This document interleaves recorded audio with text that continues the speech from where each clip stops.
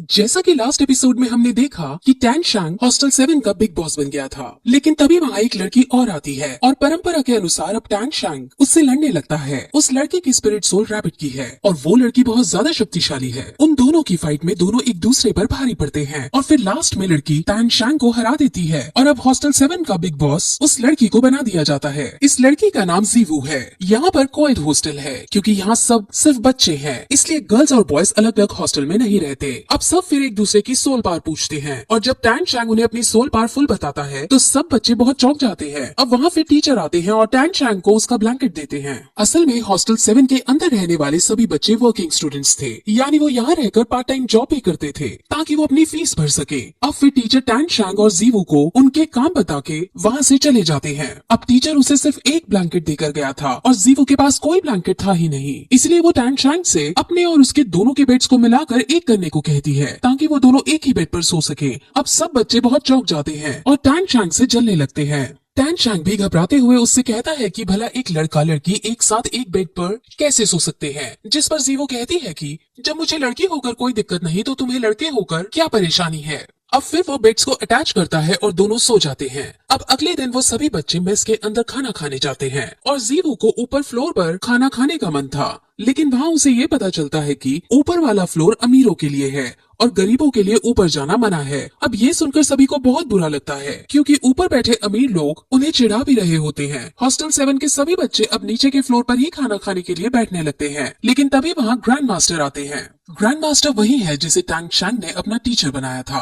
Grand master tan शांग के पास आकर उसे अपने साथ ऊपर खाना खाने को कहते हैं क्योंकि उनको टैन शांग से कुछ बातें करनी थी, लेकिन टैन शांग को फिलहाल अपने दोस्तों के साथ रहकर ही खाना खाना बेहतर प्रतीत होता है और वो उनसे खाना खाने के बाद मिलने को कहता है। अब टैन शांग अपने दोस्तों के पास जाता है, जहाँ जब उसके दोस्तों को ये पता चलता है कि टैन शांग के टीचर ये है तो उन्हें बहुत अजीब लगता है क्योंकि सबको ये बात पता थी कि ग्रैंड मास्टर रैंक 29 पर पहुंचे हुए हैं, लेकिन उससे आगे नहीं बढ़ पा रहे हैं, जिस वजह से उनका कभी कभार मजाक सा भी बनाया जाता है। और जब टैन शांग के दोस्त टैन शांग के सामने ही ग्रैंड मास्टर का मजाक सा उड़ाने की कोशिश करते हैं तो टैन शांग गुस्से में आकर उन्हें धमकी देता है कि अगर तुमने मेरे टीचर के बारे में एक और बार मजाक उड़ाया तो तुम्हारे लिए अच्छा नहीं होगा। अब वो फिर सीधे ग्रैंड मास्टर से मिलने जाता है और अब ग्रैंड मास्टर उससे उसकी दूसरी स्पिरिट सोल को दिखाने को कहते हैं। वो उन्हें अपनी दूसरी स्पिरिट सोल दिखाता है जो असल में एक हैमर की थी।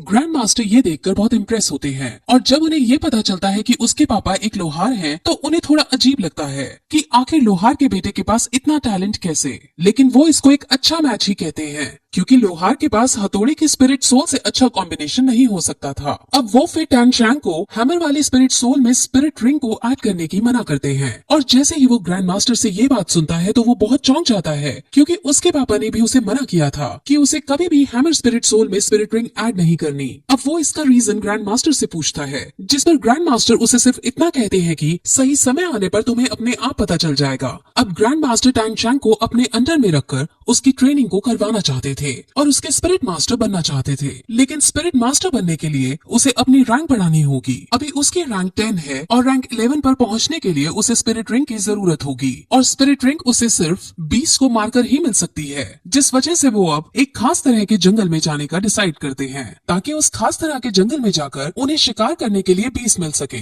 वो उसे फिर उसकी स्पिरिट सोल जो कि एक ब्लू सिल्वर ग्रास की है उसके बारे में उसे कई सारी नॉलेज देते हैं और वो नॉलेज हम आपको आगे आने वाली वीडियोस में स्टोरी के साथ बताएंगे। अब फिर टैन शांग अपने हॉस्टल में सोने के लिए जाने लगता है क्योंकि कल उसे जल्दी उठकर ग्रैंड मास्टर के साथ जाना था, लेकिन हॉस्टल में जाते वक्त उसे रास्ते में जीवू दिखती है। असल में जीवू समझ जाती है कि पिछले दिन टैन शांग मन से उससे हारा था और उसने अपनी पूरी एबिलिटीज नहीं दिखाई थी, इसलिए अब जीवू उसे रास्ते में रोककर फाइट करना चाहती थी। अब वो दोनों फाइट करते हैं और फाइट करते वक्त दोनों के बीच एक रोमांटिक एंगल भी नजर आता है और तभी वहाँ एक लेडी टीचर उन्हें इस कंडीशन में देख लेती है और उन्हें गलत समझ लेती है। वो इतने छोटे बच्चे थे और दूसरी बात वो पब्लिक में ये सब कर रहे थे, जिस वजह से वो उनको डांटने लगती है, लेकिन जीवू इतनी शरारती थी कि वो टीचर को ही धक्का मारकर वहाँ से चली जाती है। अब फिर अगले दिन टैन शांग ग्रैंड मास्टर के साथ गाड़ी में बैठकर जंगल में जाने लगता है और रास्ते में वो उसे कई तरह के बीज के बारे में नॉलेज देता है। वो फिर उसे एक खास तरह की बेल्ट देता है और उस बेल्ट के अंदर वो जितना चाहे उतना सामान स्टोर कर सकता है। अब इस बेल्ट को पाकर टैंग शैंक बहुत खुश हो जाता है क्योंकि वो अपने हिडन वेपन्स भी इसमें छुपा सकता था। अब वो इस जंगल के एंट्रेंस के पास पहुंच जाते हैं और इस एंट्रेंस के थ्रू सिर्फ खास लोग ही जा सकते थे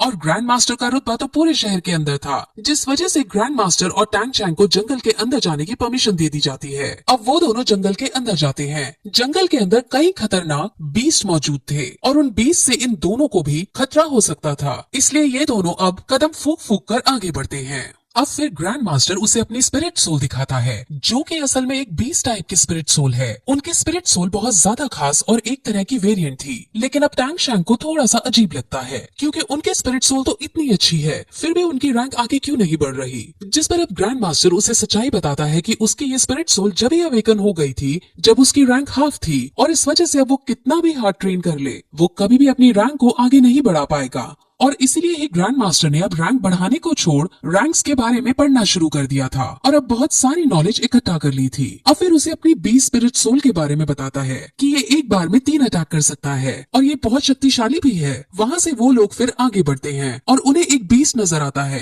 लेकिन वो बीस्ट बहुत कमजोर था और उसको मारने से उन्हें एनर्जी नहीं मिलने वाली थी, जिस वजह से वो उसको वहीं छोड़ आगे बढ़ जाते हैं। वहाँ उन्हें अब एक पेड़ दिखता है जिसको टैंग शैंक एब्जॉर्ब करके ब्लू सिल्वर ग्रास की स्पिरिट रिंग बढ़ा सकता था, लेकिन उस पेड़ की उम्र बहुत कम थी जिस वजह से वो उनके लिए सूटेबल नहीं है और अब वो आगे बढ़ जाते हैं। असल में वो कलर को देखकर उसकी उम्र का पता लगा सकते हैं। अब उनको बीस्ट ढूंढते ढूंढते रात हो जाती है और अब ग्रैंड मास्टर अपनी बीस्ट टाइप की स्पिरिट सोल को बाहर निकालते हैं और उसे मूली खिलाते हैं। असल में इस बीस्ट की स्पेशल पावर फाट मारना था और ये मूली खाने से ही पॉसिबल हो सकता था। ये बात टैंग शैंक को बहुत शॉक करती है। अब वो बात कर ही रहे होते हैं कि तभी वहाँ एक बहुत बड़ा स्नेक के शेप वाला बीस्ट आ जाता है और उन पर हमला करने लगता है। वो बीस्ट 100 साल से भी ज्यादा पुराना था और बहुत शक्तिशाली था और उसे ग्रैंड मास्टर नहीं मार सकते थे, जिस वजह से वो उससे बचकर भागने की कोशिश करते हैं। लेकिन वो बीस्ट उनको पकड़ने के लिए उनके पीछे दौड़ता है और उनको मारने ही वाला होता है कि तभी ग्रैंड मास्टर की स्पिरिट सोल उस पर हमला कर देती है,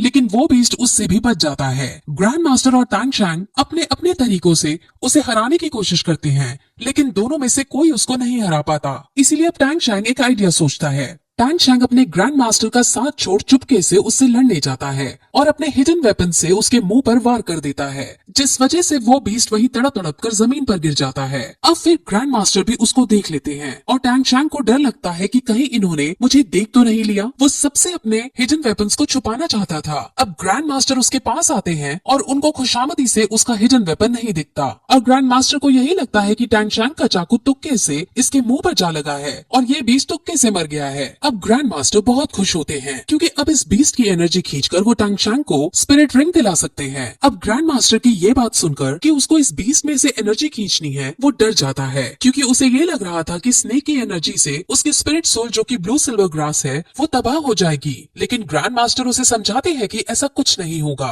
बल्कि इसको खींचकर तुम्हारी स्पिरिट सोल और ज्यादा मजबूत हो जाएगी। अब टैंग शैंक ऐसा ही करता है और ग्रैंड मास्टर के बताए अनुसार वो उसकी एनर्जी को एब्जॉर्ब करके मेडिटेट करने लगता है। वो अपनी स्पिरिट सोल के अंदर पहुंच जाता है और उसे अब स्पिरिट रिंग हासिल होने लगती है और इस प्रोसेस में सुबह हो जाती है और जब उसकी आंख खुलती है तो वो अपने पास अपने टीचर को बेहोश पाता है। उनको चेक करने पर उसे उसके शरीर पर कल वाली बीस्ट के जहर का निशान मिलता है, जिस वजह से उनके शरीर में जहर फैल गया होता है और अब वो बेहोश हो गए होते हैं। अब अगर उनके शरीर से जहर नहीं निकाला गया तो वो मर सकते थे, इसीलिए वो तुरंत लोहार की टेक्निक का यूज करते हुए चाकू को गर्म करता है और उसका यूज करके जहर निकालने लगता है। वो फिर अपनी सोल पावर का यूज करता है और जो जहर उनके शरीर के भीतर चला गया था उसे निकालता है और ऐसा करने के कुछ समय बाद ग्रैंड मास्टर फाइनली होश में आ जाते हैं। टैंग शैंक अपने टीचर को रेस्ट करने का बोलता है, लेकिन अब टीचर सबसे पहले वापस स्कूल लौटना चाहते थे। वो अब टैंग शैंक से उसकी स्पिरिट रिंग की पार दिखाने को कहते हैं, जिस पर अब टैंग शैंक मेडिटेट करके उनके पार को निकालता है और वो पार 50 मीटर दूर के पेड़ में जाकर लगती है और उस पेड़ को अपने में जकड़कर उसे मारने के लिए रेडी हो जाती है। ग्रैंड मास्टर समझ जाते हैं कि ये पार बहुत ज्यादा खतरनाक है और बहुत शक्तिशाली है। इस पार से हम 50 मीटर दूर खड़े आदमी को आसानी से पैरालाइज भी कर सकते हैं। अब दोनों ही बहुत खुश होते हैं और दोनों अब स्कूल में वापस जाते हैं,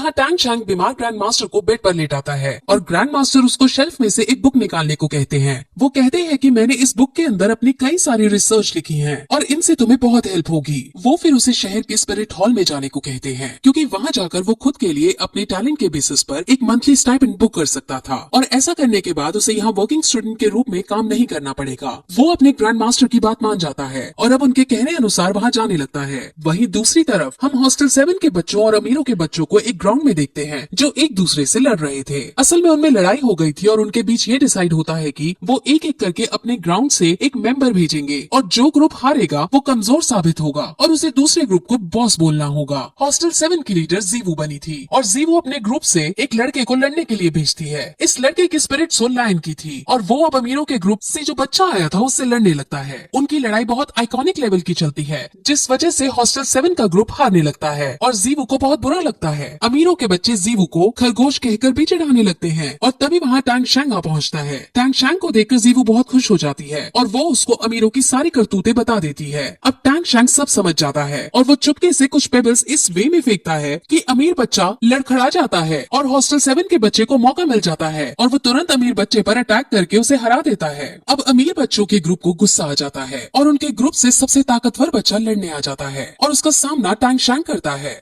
टैंग शैंग उसको बिना स्पिरिट सोल के यूज किए ही मात देने लगता है और उस अमीर बच्चे की बहुत बुरी बेइज्जती हो जाती है। अमीर बच्चा अब गुस्से में अपनी फुल स्ट्रेंथ में आता है और अब टैंग शैंग भी अपनी स्पिरिट रिंग का यूज करता है और उसे अपनी पावर्स में जकड़ लेता है और उसे कहता है कि अब तुम अगर हार नहीं मानोगे तो तुम पैरालाइज हो जाओगे। अब वो अमीर बच्चा मरता क्या ना करता, इसलिए वो हार मानकर हॉस्टल 7 को अपने बॉस के रूप में एक्सेप्ट कर लेता है और जीवो बहुत खुश हो जाती है और फिर उन सबको अपनी सोल पावर के बारे में बताती है। उसकी सोल पावर रैंक 12 की थी और सब ये सुनकर बहुत चौंक जाते हैं। अब टैंग शैंग ग्रैंड मास्टर के कहे अनुसार स्पिरिट हॉल एकेडमी में जाने लगता है और वहाँ पहुंचकर उसे अपने गांव वाले स्पिरिट मास्टर दिखते हैं और यही इस जगह पर ये एपिसोड